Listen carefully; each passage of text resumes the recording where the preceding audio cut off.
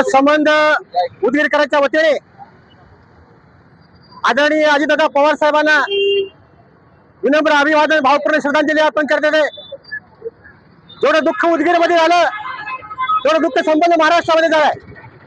कारण कणखर नेत्याला आपण गमावलंय. एक महाराष्ट्राचा कणखर बुरुज आज ढासळलाय. ज्या माणसाने शिव फुले शाहूच्या विचाराशी काही तडजोड केली नाही, ज्या व्यक्तिमत्वाने संबंध महाराष्ट्रातील व्यक्ती कमवले. अनेक लोक पैसा कमवतात, मात्र दादाने आपल्या आयुष्यामध्ये अनाथ माणसे कमवण्याचे काम केलं. आज लहान थोर आज ठाव फोडतायत, वेळोवेळ ठाव फोडतायत. हे ठाव आज दादाला भावपूर्ण श्रद्धांजली आहे. दादासारखे माणसं व्यक्तिमत्व आज महाराष्ट्रात होणार नाही म्हणून अशा निर्मळ दादाला, कणकर दादाला आमच्या उदगीरकरांच्या वतीने भावपूर्ण श्रद्धांजली. जय भीम, छत्रपती शिवाजी महाराज की जय, भारत माता की जय. राष्ट्रवादी काँग्रेस पार्टीचे राष्ट्रीय अध्यक्ष,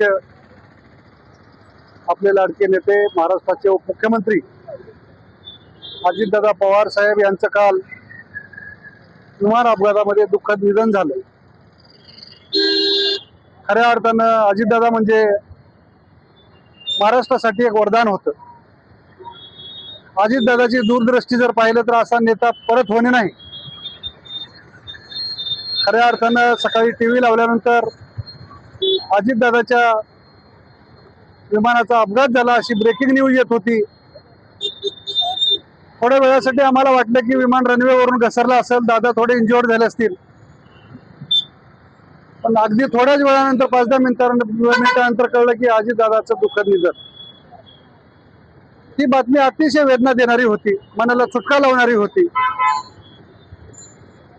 महाराष्ट्राचे एक दैवत म्हणायला काही हरकत नाही आज आपल्यातून निघून गेलं.